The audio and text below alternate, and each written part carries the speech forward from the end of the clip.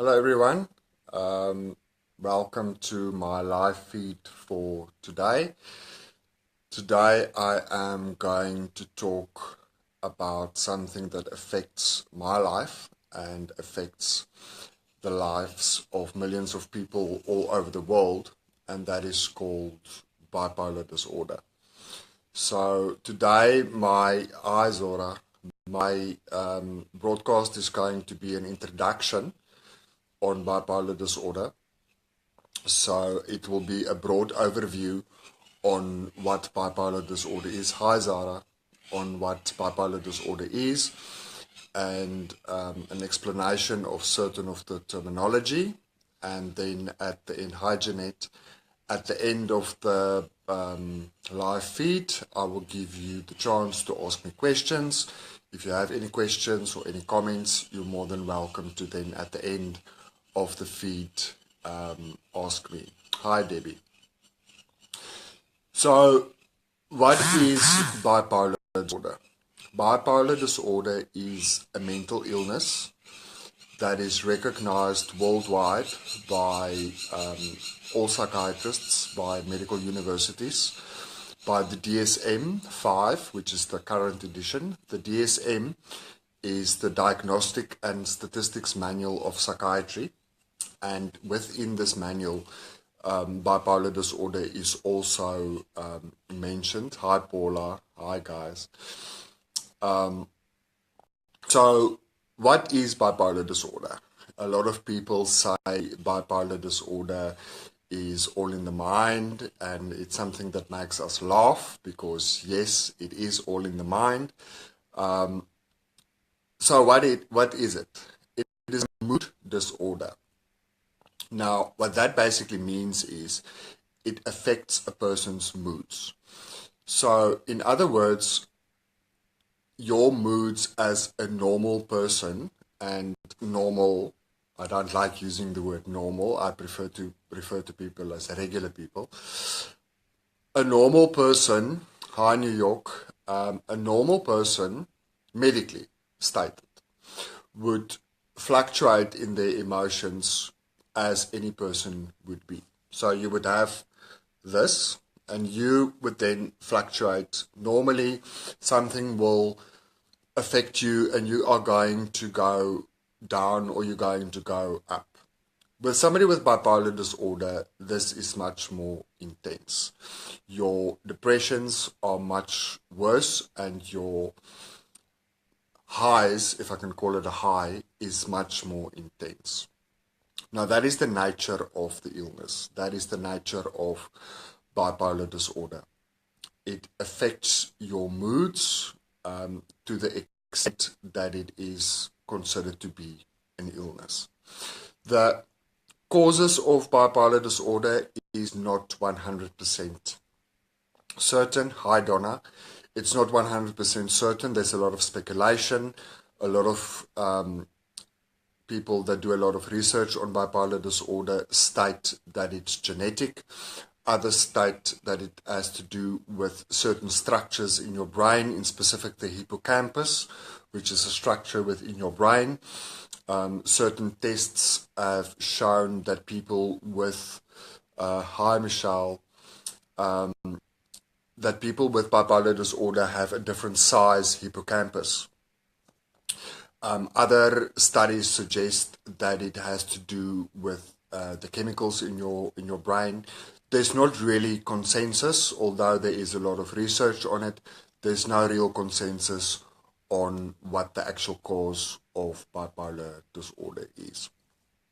So now, how many people does it affect?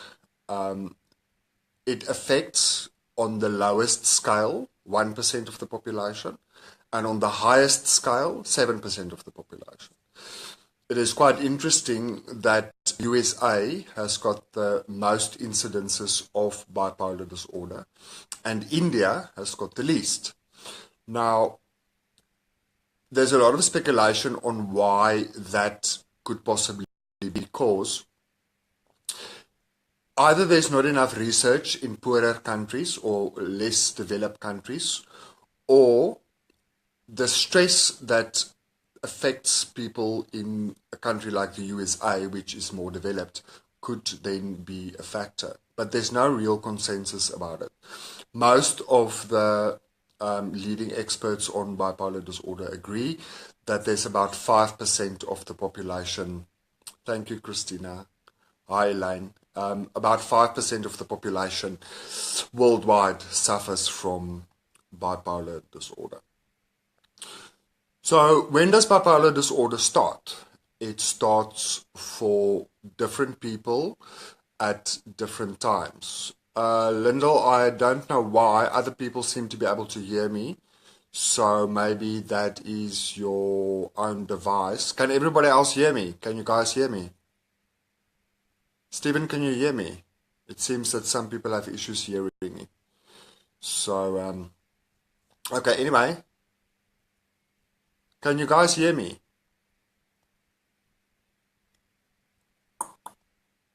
Cool. Okay. So, when does bipolar disorder start? Bipolar disorder can start at any age. There's not a lot of people that I'll get to those questions a little bit later. A lot of people start getting symptoms of bipolar disorder when they are young. I had my first bipolar episode, major bipolar episode, when I was about 16 years old. Before that, I did not really show symptoms of depression or mania, although I was a solitary child. A lot of people start showing symptoms of bipolar disorder when they are in their 30s or when they are in their 40s. Now, a lot of the experts agree that some people might have what is called latent bipolar disorder. So you have the disorder, but it's not coming to the forefront. Then trauma comes into play, and trauma can then bring bipolar disorder to the forefront. So I'm going to give you a brief explanation of the different states of bipolar and how it affects a person and what it actually does to a person. Now, in order to be diagnosed with bipolar disorder, you need to have two things. The one thing is you need to have severe depression, clinical depression. The other thing is you need to have at least one manic episode in your lifetime.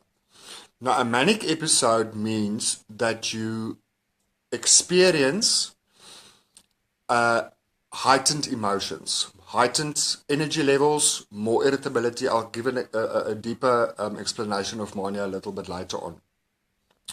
So, the defining feature of bipolar disorder is not depression, it is mania. If you only have depression, if you're constantly depressed and you never get a lift, you don't have bipolar disorder. Then you've got an illness that is called major depressive disorder. But should you then experience a manic episode, that means that you are then bipolar disorder. People that are only manic, there is no such thing, according to the Diagnostic and Statistics Manual, as unipolar mania. In other words, a person cannot only be manic. You're either only depressed or you're manic and depressed. So, what are the states of bipolar? The states of bipolar are depression, mania, mixed states, rapid cycling, and psychosis. So, the first one is depression. Depression is when you feel down, you feel sad, you don't see light in your life, you don't see a future for yourself, you stare at the wall. But with bipolar disorder, all of that is multiplied by 100 to the point that people commit suicide. That is how intense the depression in bipolar disorder is. Then you get mania or hypomania. I'll explain the difference between the two now. Mania is where you experience a heightened state of awareness. You are often very creative in this period. You have a lot of energy. You often are irritable. When you go into extreme mania, you go into euphoria, you can become grandiose, which means that you think you can do things that you actually can't. You think you're Superman, you think you can achieve things that are actually outside your ability. Either I'll get to suicide a little bit later on, but to answer your question, no. Not everybody that has bipolar disorder thinks about suicide, but I'll explain the difference between suicidal ideation and suicide shortly. Then you get what is called rapid cycling. Now, rapid cycling is when you alternate between mania and depression in a relatively short period of time. In order to be diagnosed as rapid cycling, you need to have at least 4 manic episodes in 1 year. Now, some rapid cycling can be within a month or within a few days or even within the space of a day. You can alternate between depression and mania in the space of a day. Now, that is extremely confusing for you and for the people around you because anxiety is a big part of bipolar disorder. Yes, it is. So rapid cycling is very confusing for people around you because the one moment you're feeling okay and the next moment you're not okay. So it's very confusing for them to pinpoint how you're actually feeling. Then one of the most loathed states in bipolar disorder is called mixed states. Just a comment there about what Zara says. Anxiety is often a separate disorder, but anxiety can be part of certain of the states of bipolar disorder. But anxiety can be a separate disorder. Okay, so mixed states. Mixed states is one of the most loathed states of bipolar disorder. A mixed state is when you experience both symptoms of mania and depression at the same time. Now imagine trying to explain to somebody that you're feeling good and bad at the same time. It's almost impossible. How do you explain that to somebody? How do you medicate that? Because you can medicate the depression and you can medicate the mania, but how do you medicate both at the same time? There is medication that treats that, but mixed states is really a very confusing state to be in. In our support group, when we pose questions about what state are you currently in, the state that is mentioned the most is mixed states. Most people seem to be in a mixed state most of the time. Then the final state of bipolar is called psychosis. It's actually a symptom of bipolar disorder.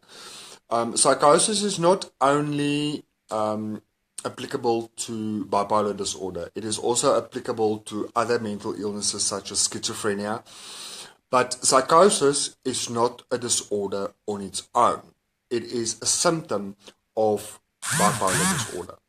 So you would, for example, be in a manic state. You would become so manic and so euphoric that you become psychotic.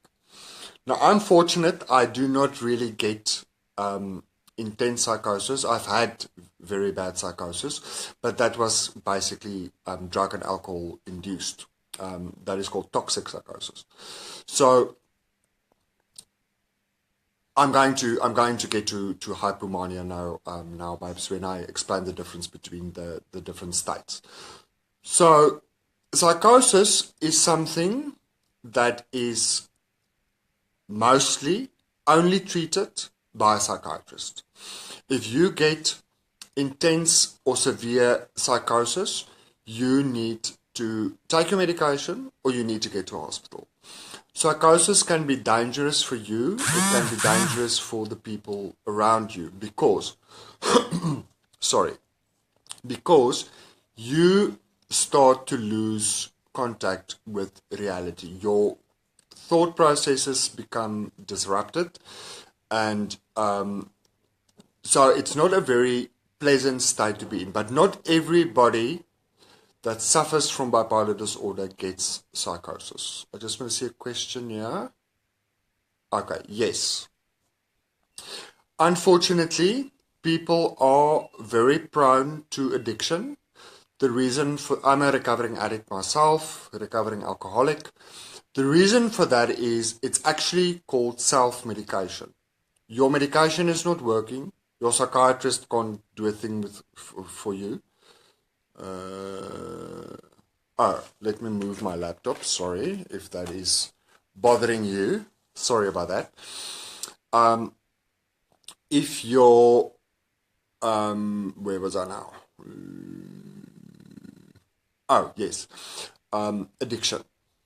It is called self-medication. So people are starting to drink and they start to use drugs because they just want to feel better. So it is actually a way of treating themselves. I'm sorry about that noise. It was my laptop. Sorry about that. So it is a way of treating themselves. It is called a comorbidity. That means that you are actually suffering from two disorders. You're suffering from bipolar disorder and you're suffering from addiction. Now, I used to be an addict. I used to be a drug addict and I used to be an alcoholic. I am now clean for 14 months. Something that if I can give you guys advice, if you suffer from bipolar disorder, stay very, very far away from alcohol. Stay very, very far away from drugs. It's only going to make you worse. It makes your depression worse. It makes your mania more intense.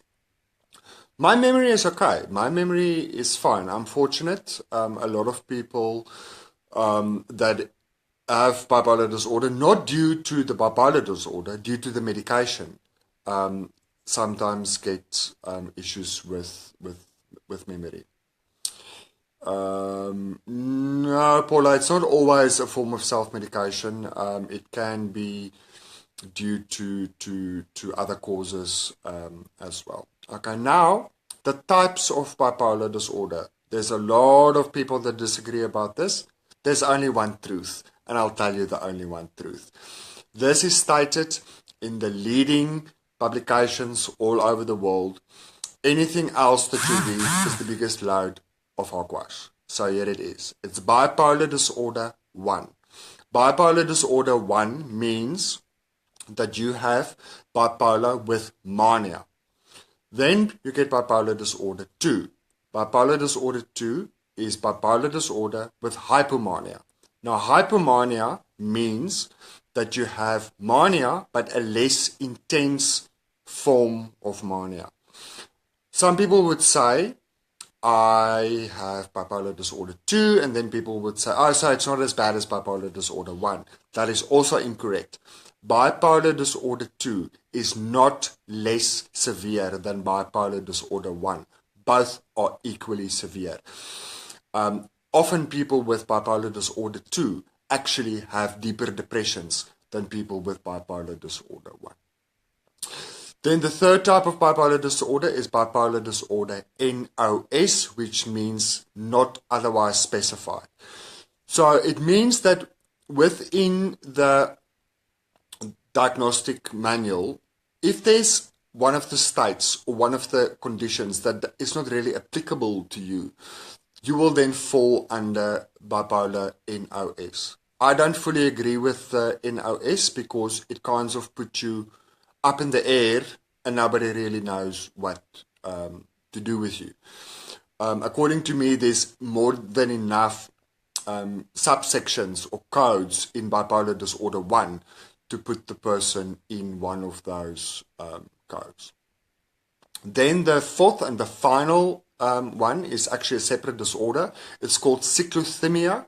Cyclothymia is where you, I'm so sorry.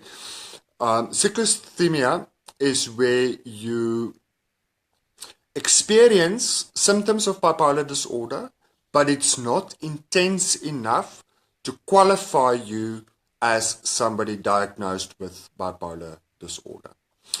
Now it comes to all the misdiagnosis of bipolar disorder, and this sometimes can get me quite angry.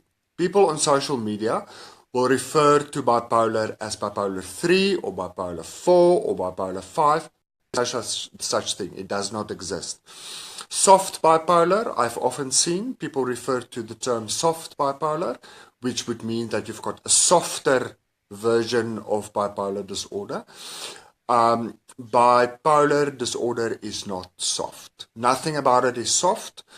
A lot of people also refer to the bipolar spectrum, like the autism spectrum. There's no such thing. You've got bipolar disorder 1, 2, not otherwise specified, and cyclothymia. That is what is stated in the Diagnostic and Statistics Manual.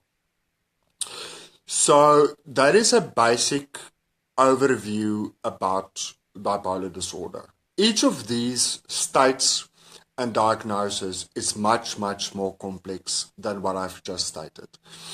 It will require a full hour of live transmissions to live broadcasts to explain each of those to you, which I will in due course do.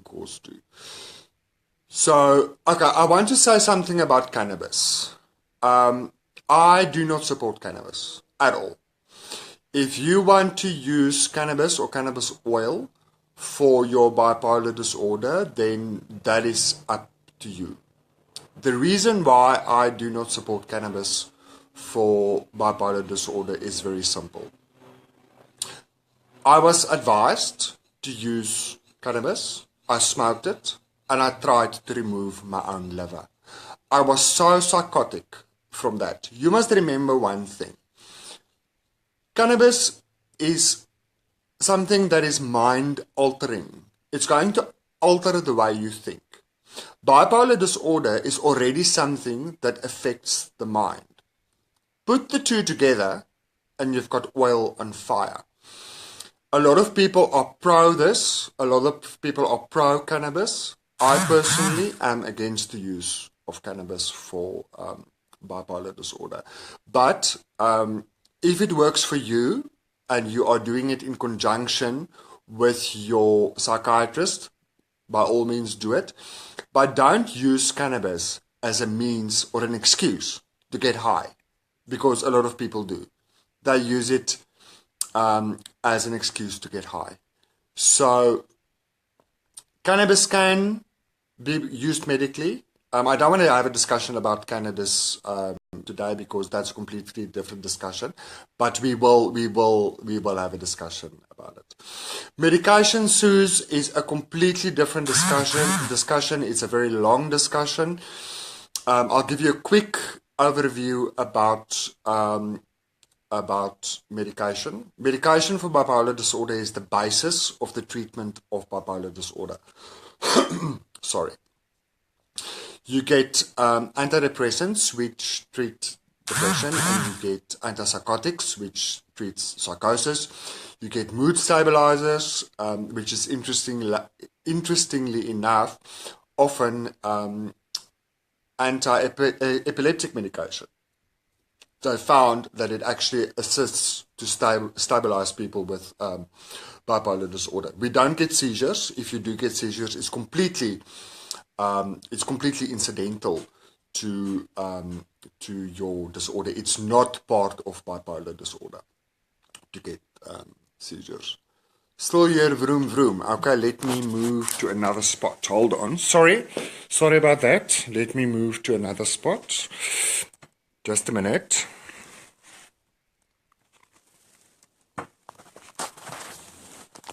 Okay, maybe that's better. Okay, now you guys can ask me questions. Feel free to ask me about my own bipolar or about bipolar in general, and I'll try my best to answer your questions. So feel free to ask me anything you like about bipolar, nothing else.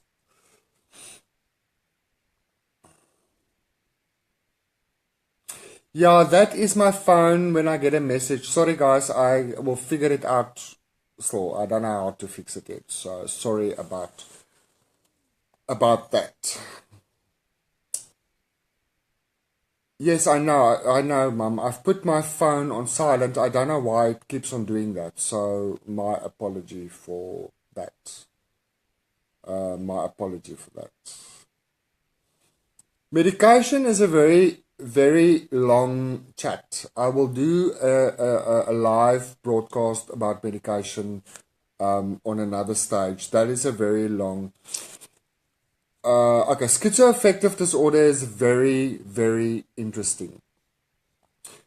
Bipolar disorder is a disorder on its own. Schizophrenia is a disorder on its own, an illness on its own. If you then show symptoms of bipolar disorder and schizophrenia, you then have a new disorder. It's called schizoaffective disorder. That basically means that you then have two disorders in one. That is basically what that means. How family can be supportive, Debbie, is they first and foremost need to understand that what you have, you don't have by free will. It's an illness like diabetes, like cancer. So whatever you're experiencing, you do not have a choice over. You don't have control over it. So the most important thing that people can do is to start off with understanding that concept. Is that they need to understand that it is an illness. They can also learn to read your moods, to know how you function when you're depressed, how you function when you're manic, so that they know how to then respond accordingly. It's very difficult for people often to live with somebody with bipolar disorder because it can be difficult. We can be difficult people to live with. But just remember what you're experiencing as somebody, as a family member, we are experiencing 10 times more. Yes, medication often has to be changed. People sometimes become medication resistant. A specific medication might not work for you anymore, and then they need to alter the medication or alter the dosage. Yes. So I would not be able to give you an information on closamine. You would have to speak to that about your disorder, about that medication. Differentiate my disorder from reality is a very good question. That's a very good question, and I'm going to take a little bit of time to explain this. You must remember one thing. The fact that I am bipolar disorder does not equate me to insanity. I always say bipolar by default, but sane by choice. So, in other words, I have bipolar disorder, but I'm still sane. So I will then experience the symptoms of my bipolar disorder, but I still know what I'm doing. You will know when you're experiencing something that is an illness and something that is reality. For example, when you have psychosis, when I get psychosis, I would hear like, sorry, I just need to move my phone because my arm is getting tired. Sorry about that. I would hear like a knock on the roof. I know that is my psychosis. So I'm still able to differentiate between the two. Okay, are people, the question is, are bipolar sufferers prone to violence or violent outbursts? Yes, they are. It is not a diagnostic criteria, but when you become, especially when you become manic, what happens is your senses can become so sensitive to light and sound. For me, the sound of a bird screeching when I am extremely manic, it can drive me insane. And your baseline aggression seems to go up and up and up and up and up and up. So although we're not prone to violence, I don't see bipolar people as violent people at all. We can have a lot of temper outbursts, yes, we can. So I hope that answers your question. Is there anything else that you guys would like to know or are unsure of? We'll have a live broadcast on medication only. That is too long and too complex to have in this live broadcast. It is a very it would require a lot of time for me to explain more about about medication. Do you stop taking meds when manic? No. You never stop taking your medication, ever. You may never stop taking your medication. Medication, spook wat geluide maak. Sorry guys, there's apparently some noise. That is my phone when I get a message. I don't know how to turn that off. I'll figure that out next time. Apology about that. Sorry, that question was, okay. If you become manic, you may not stop your medication. If you become stable, you may not stop taking your medication. That is like somebody saying, I've got diabetes and today I'm fine, so I'm not going to take my insulin. No. You still have to take your medication. Over a period of time that you can go on what is called a maintenance dosage. So you can take less medication over a period of time. Do you have to have someone supervise you when you are in that state? No, you don't. It depends on how intense it is. If you are psychotic, yes, then you need somebody to take care of you. If you are in a state of severe depression, people need to keep an eye on you, yes, because you're going to maybe become suicidal. But you're never insane. You don't need to be guarded 24 hours of the day unless you go into a really, really deep depression. Generic medication, my psychiatrist refuses to give me any generic medication. There's a lot of speculation about it. Some people say that it's the same, others say not. Now, if a psychiatrist refuses to give generic medication, then I suppose it's not the same. No, Cora, I'm not entirely sure I understand your question. I don't need supervision to take my medication when I'm manic. I'm still completely with it and completely okay when I am manic. I still, I can still function and still take my own medication. So, genetic, Suze, you mean genetic? Yes.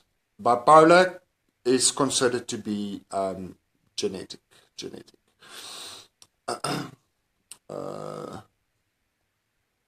Thoughts of diagnosis of bipolar either or depression and or MDD. Oh, there's a thing that a lot of people are in a disagreement with, and that is that you can be diagnosed with major depression, depressive disorder, and bipolar disorder at the same time. You can't. The reason for that is bipolar disorder contains mania. Major depression does not contain mania. So how can you have a disorder that doesn't have mania and have a disorder that does have mania? If you have bipolar disorder, you're going to have depression in any case. So that is the major depression. A lot of people get confused, and they think when your psychiatrist says you've got major depression, it means that they also have that disorder. He's just referring to the major depression state that you are currently in. That is another thing that a lot of people are confused about, and that is self-harm. I see people are commenting about it. Self-harm is like addiction. It is a way to cope. So it would become like a comorbidity. You're self-harming or cutting. I'm not a cutter. My form of self-harming was to drink or to use drugs. Now, cutting or burning or whatever it is that that person does is also a means of coping. And is also a means of coping. I said earlier I would give an explanation about the difference between suicide and suicidal ideation. Now, suicidal ideation is when a person would think about suicide on a regular basis, but they don't necessarily go over into the actual act. A suicide attempt is when you actually try to commit, and then a successful suicide is when you actually end your life. I've had 2 very serious suicide attempts. The first when I was 16, and the second very serious, I almost died when I was 19. So that is the difference between suicide and suicidal attempts and suicidal ideation. Why do you cut? It is a coping mechanism. It is a means to take your mind away from the pain that you're feeling as somebody with mental illness. It is a means to treat yourself when nobody else seems to be able to treat you. It's a form of coping. It's a form of coping. That is what cutting is. So that's it. Is there anything else that you guys would like me to expand on in this live broadcast? Hi, Alma. Hi.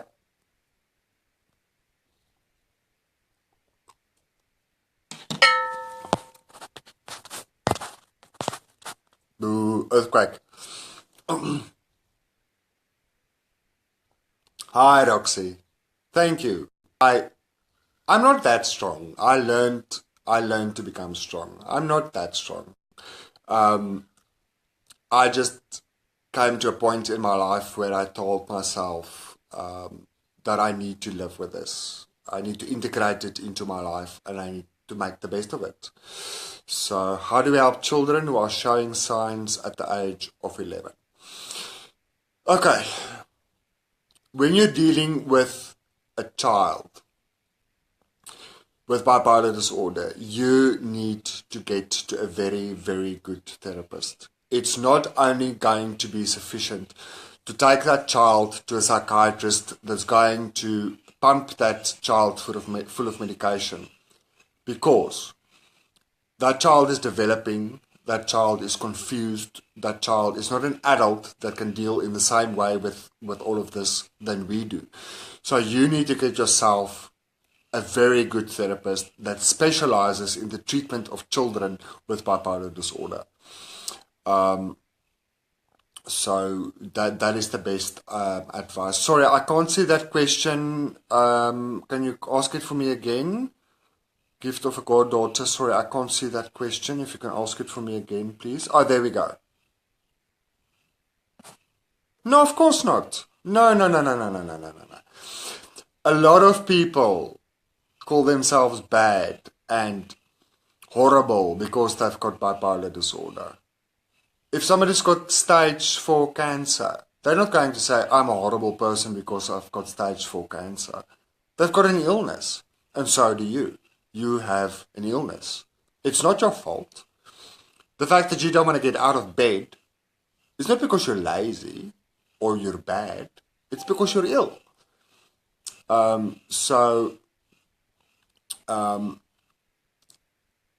It angers me when family and friends start to, I'll get to your question now, Celeste, when people start calling people with bipolar disorder or mental illness bad or lazy or useless.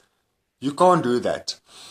It is a human being with an illness. You can't go the route to start using blanket statements when it comes to people with mental illness. To answer your question about is cutting bad, yes, it is bad. It's bad for you.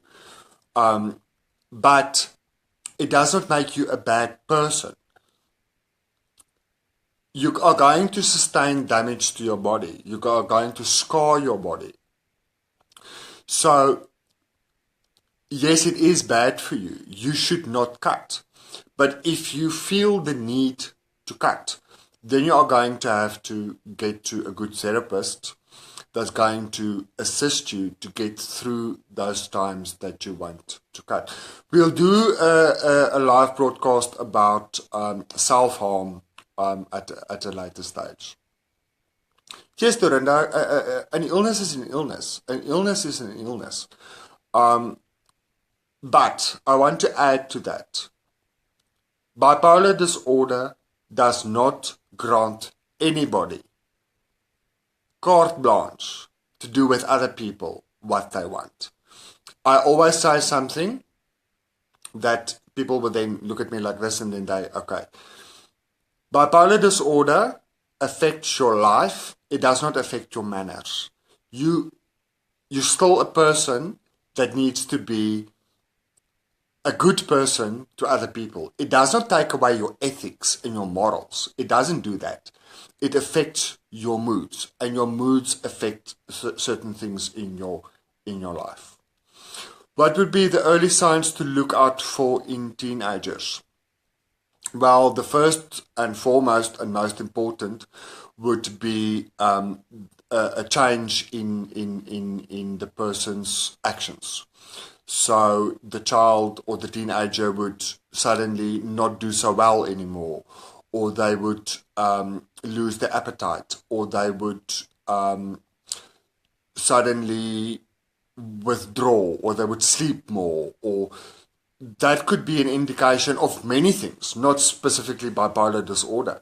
So if you would suspect that a child or a loved one could possibly be affected by this illness, the best thing would be to get that person to a psychiatrist. Some people think that they can diagnose themselves with an online test. You can't. You can't diagnose yourself with an online test. In the same way that your pastor or your priest or your mother can't diagnose you with bipolar disorder. They're not doctors. The only people that are qualified to diagnose bipolar disorder is a psychiatrist, a medical doctor, preferably a psychiatrist, and a registered clinical psychologist. No one else can diagnose bipolar disorder. No one. No one. Yes, Zara just commented. We are going to start doing videos together, me and her. Zara is the co-founder of Bipolar's Supporting Bipolars, our support group, which is currently one of the largest support groups in the world. We will be doing live and YouTube videos where both of us are on at the same time. No, don't Google bipolar disorder and diagnose yourself. Don't. You're going to make a mistake. Go get to a psychiatrist. Okay. Borderline personality disorder, I will do a separate thing for. Borderline personality disorder, people with bipolar disorder are often diagnosed first as borderline personality disorder, and then later on they are diagnosed with bipolar disorder. often they are diagnosed with both, but I'll do a separate talk on borderline personality disorder. You don't really get a psychological exam. It's not like you go for a physical every 2 years type of thing. You go and see a psychiatrist or a psychologist when you feel, hi Krista, if you feel that something isn't all the way it should be. You know your own mind.